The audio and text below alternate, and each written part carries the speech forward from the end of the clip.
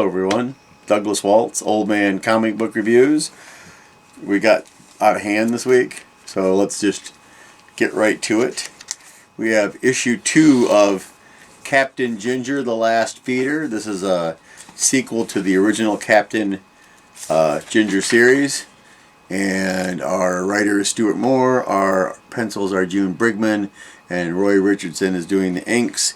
They refer to the feeders because they're anthropomorphic cats and dogs. So they refer to the feeders because they're their origin. They're people. And they find the last feeder in the last outpost. And dogs and cats have to learn to get along and raise the new children that the feeders have made, which are laser eye babies. Don't ask. I really wanted this to be more. It's just 2 episodes or issues, whatever you want to call it. It's got a cool wraparound cover. They want to bring Captain Ginger back anytime. That would be completely fine. So, yep, this is a good one. I knew it was 2 issues going in, so not too much disappointment there. Bloodborne number 3, The Bleak Dominion. Written by Cullen Bunn, artwork by Peter Kowalski. And we have the hunters who have been turned on by their kid that they were training. Lucian's like, I want my sister back. His sister is dead. There are these really cool monsters with like maces and axe for hands, and then they've got candles burning on their back the whole time, giant monsters. So that's kind of cool. The reason to read this is for the monsters. There's some guardian, looks like a dragon dog, where he's got fire coming out and stuff. And then at the end, we think all this time it's been this hooded little witch trying to get Lucian to do the bidding, but it actually is the Queen Yarnam. So it's pretty good. I've never played the game, but I like the comic book. Feels like this just came out last week. Captain America. So there's Captain America 4, and we have writer J. Michael Straczynski. Artist is Lon Medina. And there is a supernatural demon that's trying to kill Cap called the Emissary. Apparently they tried to kill Captain America back during World War II because he was in the way. The cute part is he has this quick assessment he does when fighting a new villain. He calls it the ham sandwich. Because he thought of it, it's his idea, so he gets to name it what he wants. Tells him if he's fighting a level 1, a level 2, a level 3, or a level holy crap, where did that come from? So those are the 3 levels. And we also get our cool flashbacks where he's dealing with the bad guys who are trying to blow up New York with a big old bomb. So, yep, this is fun. Straczynski's comics are interesting, to say the least. So, yep, this is a good time. They can keep going with this one. I'll allow it. Here we go, folks. A giant chunk. Look at the size of this thing. I don't think this is a wraparound cover. Let me see. It's not. It's Godzilla, Best of Gigan. See, Gigan is good because he has no redeeming qualities whatsoever.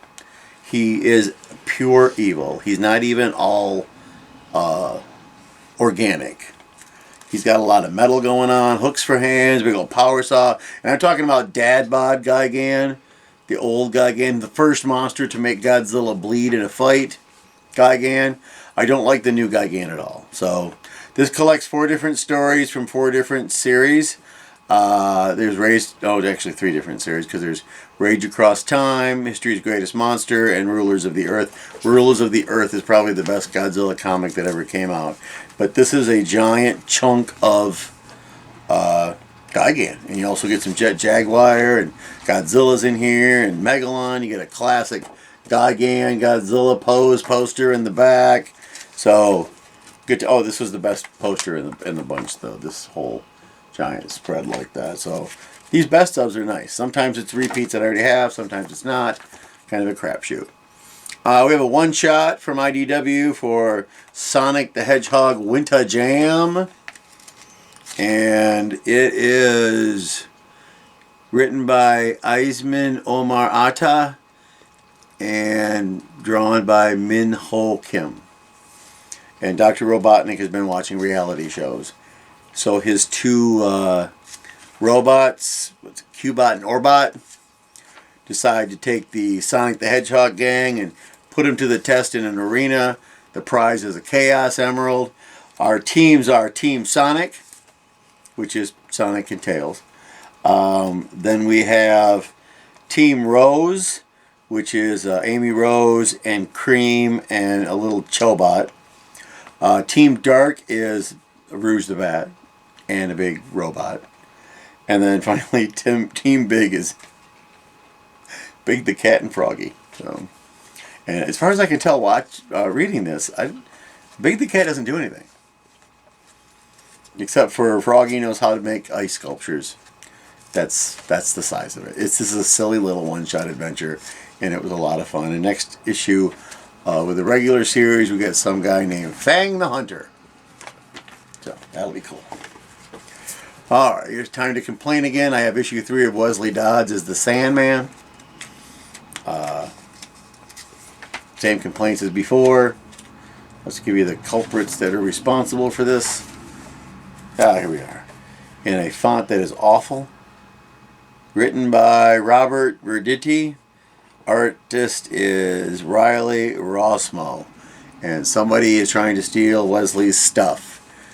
His gas and things like that. And he has to fight them. Once again, artwork is too superhero-y. Wesley's shaped like a superhero when he's never been shaped like a superhero before. Diane is turned into some sort of roaring 20s toothpick woman, which isn't right. The story's mediocre at best, but it's Sandman, so I'm going to buy it. That's all I got. Sheena, Queen of the Jungle, now with clothing optional cover, which is, it's interesting because she's totally naked, but you can't see a thing, which is how it got to stay on the cover. This is issue 4. This is written by Wes Clark Jr. and Stephen E. D'Souza. The art is by Ediano Silva. The extraneous noise is by Manny because he heard that we were making a TV show. Bad guys coming after Sheena, and she's handing them their butts like it's nobody's business. Interesting thing they do here is the river is infested with hippopotamus, and they rip this guy in half. They finally show hippos for the awful, awful things they are. They are terrible, although they did get to blow one up with a grenade. That was kind of neat. So, it's Sheena. She's the queen of the jungle. She's there to stop the bad guys. That's how it works. Alright, what do we got next floating around here? Green Lantern number 6. When last we left, Hal Jordan, Sinestro had tricked him, turning from the yellow lantern to a rage red lantern. Writer is Jeremy Adams. Artists are Zermanico and Scott Godlewski. That sounds right.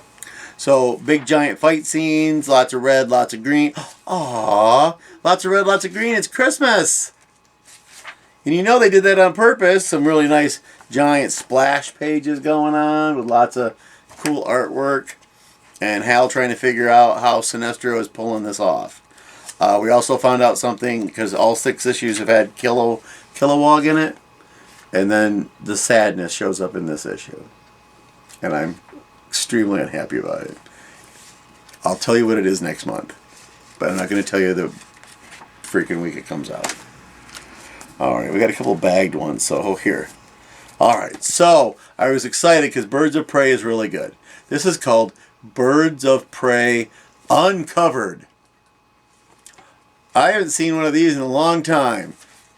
Nice folder though, right? This is a poster book. There are no stories. There's nothing going on. It's just poster after poster after poster of the Birds of Prey. That being said, this one's my favorite.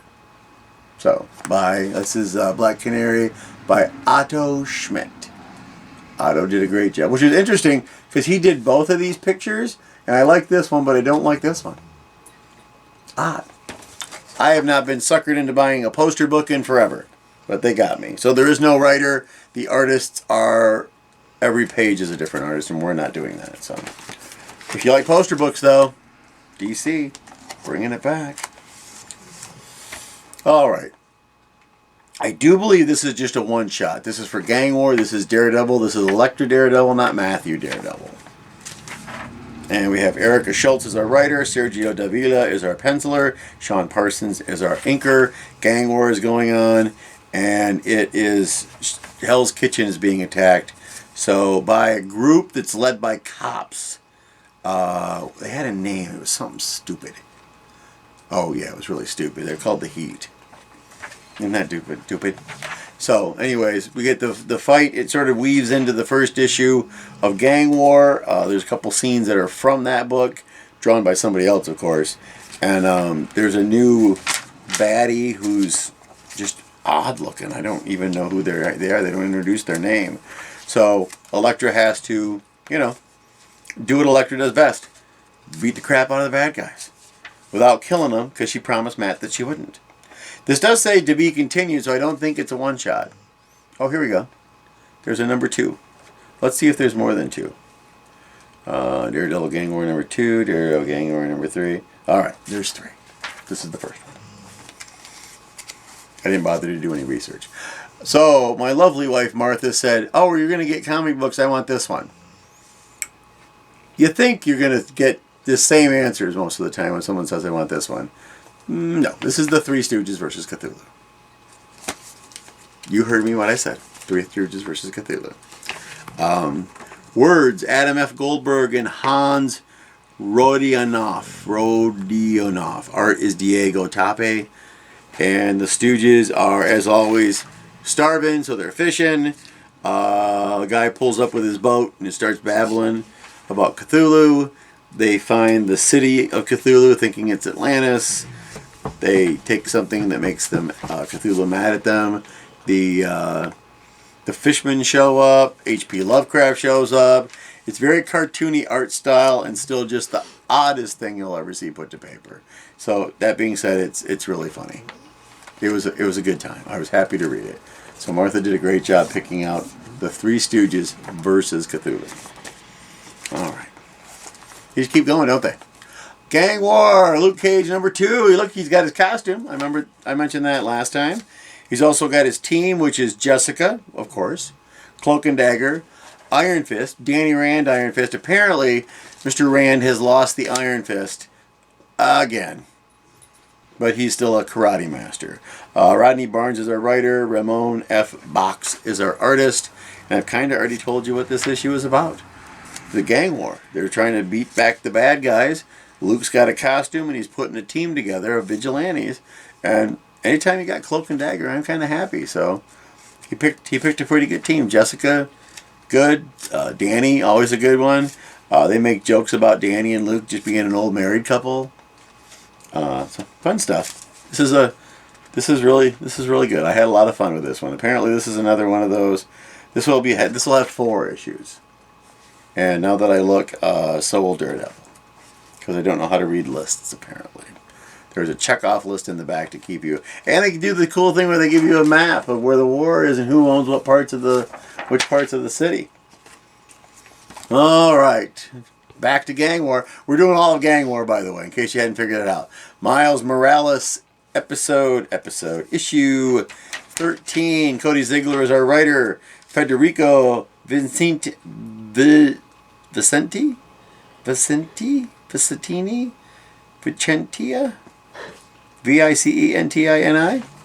I know he doesn't watch the show, so I don't think he's going to correct me.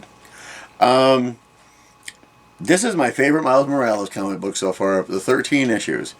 It has a thing where he's talking about his problem he has with Spider-Man, how he doesn't feel like they're being much of a team.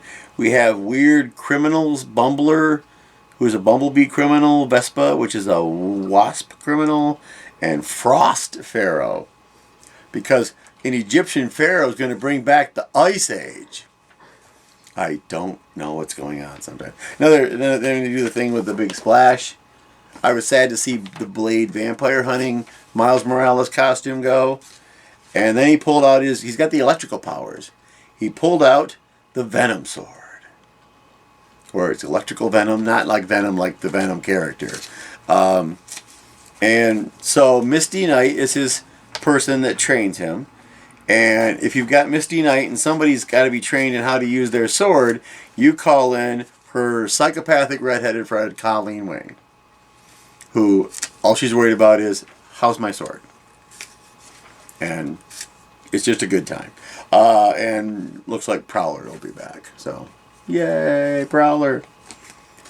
All right. Moon Knight, the last days of Moon Knight. This is actually subtitled The Terminal Seconds of Moon Knight.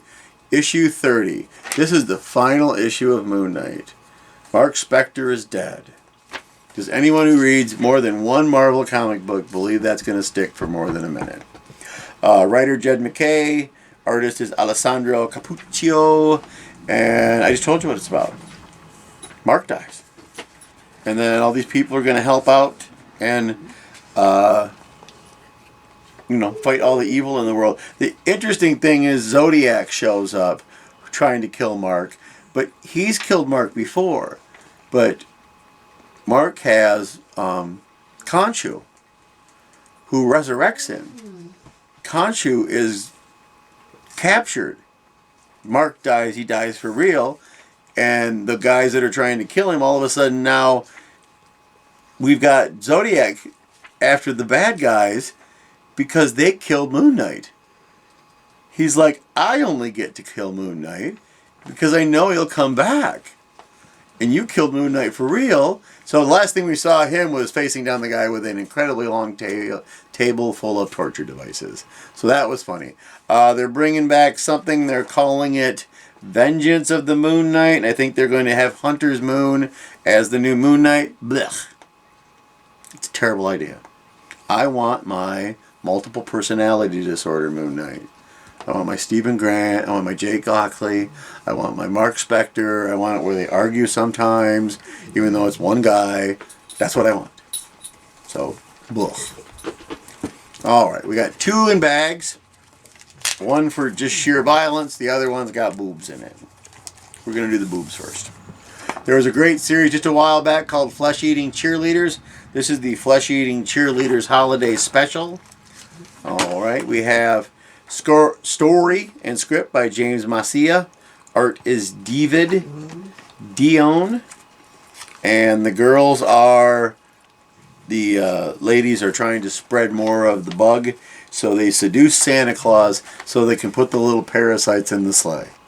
That's exactly what it is. And then, let me make sure there's no boobs on this page. Coming in December, they cut the thing, so I don't know. December 2023, I think. We're getting a Flesh Eating Cheerleader spin-off with hippies called Flesh Eating Cheerleader 69. The Summer of Free Love, and they transmit them by having the hanky-panky. Nothing should go wrong there. That should be fine. So, and final, because it's that close to Christmas. Any extraneous noises are all Manny. He's thinking, why are you doing this instead of paying attention to me? So he's laying on the floor and feeling sorry for himself. This is Silent Night, Deadly Night, the original Santa Claus killer movie. This is a one-off, spin-off. Killer Santa. And written by Glenn Monet. Art by Puss Calzada. And this goes back a ways to a fella. And the whole time you're like, why is he doing this? Why is he doing this? And then you find out what we get here is, if you're familiar with the movie, it's mom and dad and the 2 little brothers, and they stop because it looks like Santa Claus is having car trouble, and then he kills dad and molests and kills mom, and the little boys get away and they're traumatized for life. That's part of the plot of the original movie. This is the backstory of the guy in the Santa suit. So just one of the most original ideas I thought of that they could never... I don't even know how they thought of it. I love that they use a blurry, shitty screen cap picture of the scene with him in it. Because I saw that and I went, well, that's neat. They're showing a scene from the movie. And then I'm like, oh, this is the origin story of that Santa Claus. So neat. Very, very interesting. No one had ever done anything like that before. So that was pretty neat. All right. So the count is 16. That's a lot of books, ladies and germs. Sophie, Fiona, we went to Nana's. We had chicken noodles and we had cream puffs and we got candy to take home and an extremely long car ride because Nana lives too far away. All the way up to White Cloud. It's 2 hours there, 2 hours back, plus 2 hours there, so 6 hours. 2 and 2 and 2 is 6, yeah. Unless we stayed longer, so it could have been 7 or 8. As for the rest of you, I'm always telling you to read a comic book. There's a lot of Christmas sales going on right now. If you don't want the paper, you can do it online. You can read it on your phone, read it on a computer. I don't think you can read it on your TV yet. I don't think there's a comic book channel yet, which would be kind of a neat idea, but don't tell Marvel and DC, they'll try to get rid of my comic book. So I hope everybody, I see you before Christmas. Yes, I have one more episode before Christmas. I don't think it's a big book heavy week. This was ridiculous. Look at that. It's just too many. 16. It's because of Gang War. Gang War is going to end up with us getting a lot of books, and in the end, I think we're going to continue to read Spider-Woman even after Gang War is over because I'm sort of fond of the Spider-Woman book. So that's all I've got for you. I'll see you next weekend. Go read a comic book.